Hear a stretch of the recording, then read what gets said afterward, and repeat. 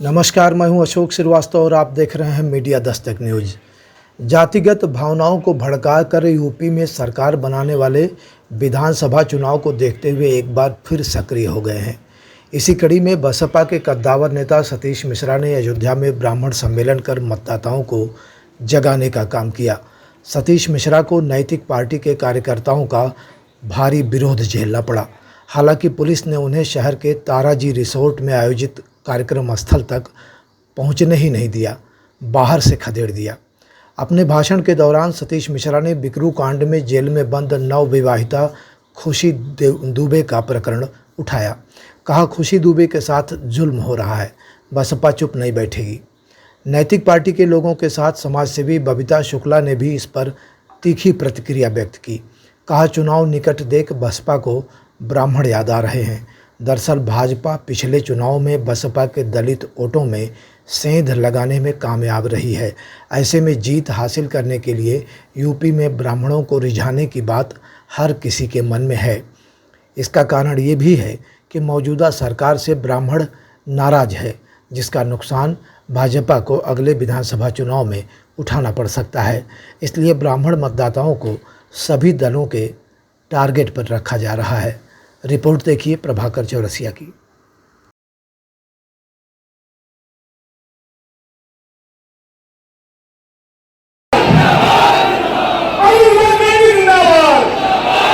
धर्म में कोई राजनीति नहीं करते हैं। धर्म में जो लोग राजनीति करते हैं उनकी सोच होती है कि हम इसमें किस तरह कार्यक्रम करें, क्या करें। हम भगवान राम पे आस्था रखते हैं, हम भगवान कृष्ण में आस्था रखते हैं, हम भोले शंकर में, हम लोग ब्राह्मण समाज से हैं और हम सारे भगवानों पे आस्था रखते हैं और रामचंद्र जी के तो रोज़ सुबह उठ के पहले पूजा करते हैं। तो अगर हमने कार्यक्रम सोचा है उत्तर प्रदेश में स्टार्ट करने का, तो आपकी हमने सोचा भगवान श्री राम का अयोध्या में चल करके उनके रामलला के दर्शन करके अपना कार्यक्रम शुरू करें, उनका आशीर्वाद। यहाँ से सीधे हनुमानगढ़ी जाएंगे और उनके दर्शन करेंगे। पहले भी हम आ चुके हैं, लेकिन ये कि कार्यक्रम हम अपना पूरे उत्तर प्रदेश में शुरू करने जा रहे थे। तो इसके लिए हमने सोचा पहले हम भगवान श्री राम जी के चरणों में जा करके उनके दर्शन करके और उनका आशीर्वाद लेकर के, हनुमान जी के दर्शन करके उनका आशीर्वाद लेकर के आगे। इसमें कोई हम लोग राजनीति नहीं डालते हैं। अब तक तो राम भाजपा गति से राम हमारे हैं। नहीं, देखिए, ये जो लोग सोचते हैं या कहते हैं ये बहुत ही संकीर्ण सोच है। अगर भारतीय जनता पार्टी ये सोचती है कि भगवान श्री राम उनके हैं तो इससे ज़्यादा संकीर्ण सोच। भगवान श्री राम सबके हैं और भगवान श्री राम जितने उनके हैं शायद उनसे ज़्यादा हम लोगों के हैं, हमारे हैं। हम लोग तो पता नहीं वो करते भी हैं कि नहीं। हम लोग तो सुबह उठ के पहले पूजा करते हैं, पाठ करते हैं, उसके बाद घर अपना आगे काम शुरू करते हैं। लेकिन हम लोग, अफसोस होता है जब लोग भगवान श्री राम को भी राजनीति में लाते हैं। अच्छा, एक और सवाल है कि बसपा की क्या योजना है 2022 में जो यूपी विधानसभा चुनाव है कि वो आपके अकेले लड़ेगी, गठबंधन लड़ेगी? देखिए, बहुजन समाज पार्टी उत्तर प्रदेश में अकेले के दम पे लड़ेगी। कोई गठबंधन किसी पार्टी से नहीं करेगी। हाँ, गठबंधन ज़रूर करेगी। किससे करेगी ये भी आपको हम खुलासा कर दें। गठबंधन यहाँ की जनता से करेगी, सर्व समाज से करेगी। और सर्व समाज से गठबंधन हमने किया है पहले। सन 2007 में भाईचारा बनाया सर्व समाज के साथ में और गठबंधन किया और समूचे ब्राह्मण समाज ने गठबंधन में हमारा योगदान देते हुए और उत्तर प्रदेश में पूर्ण बहुमत की सरकार बनाई। आज जिस तरह से ब्राह्मण उपेक्षित है पूरे उत्तर प्रदेश में इस सरकार में, और जिस तरह से उसको प्रताड़ना दी जाती है, उसको तंग किया रहा है, वो परेशान है। वो अब की बार मन बना चुके हैं कि उन्होंने पहले हमको भी आजमाया, समाजवादी पार्टी को देखा, भारतीय जनता पार्टी को देख लिया जिसमें सबसे ज़्यादा प्रताड़ना हो रही, तो वो अब की बार मन बना करके बहुजन समाज पार्टी के साथ में आने जा रहे हैं। और जब ब्राह्मण आता है तो आप जानते हैं सर्व समाज के लोग आते हैं। आखिरी सवाल ये है कि चाहे नकुल दुबे जी हों, चाहे करुणाकर जी हों, सब हर आदमी पिछले 3 दिनों से हो रहा है कि खुशी दुबे का मुकदमा आप लड़ने। देखिए, खुशी दुबे का मामला ऐसा है कि इतना सेंसिटिव मामला, उसके एक छोटी सी लड़की जो कि 16.5 साल की लड़की और जो खाली एक दिन शादी के बाद रही अपने घर में, उसको हत्या और कौन कौन सी धाराएं लगा के उसको जेल में बंद कर रखा हुआ है। तो उसके लिए जो भी हमारी कानूनी हमारी ताकत है, हमारी सक्षमता है, उसकी जो भी वो लोग हमसे कहेंगे कि हमको इसकी ज़रूरत है और हमको ये आप मदद करिए, हम जितना वो कहेंगे उससे कहीं ज़्यादा आगे बढ़ कर के इस मामले में मदद करेंगे।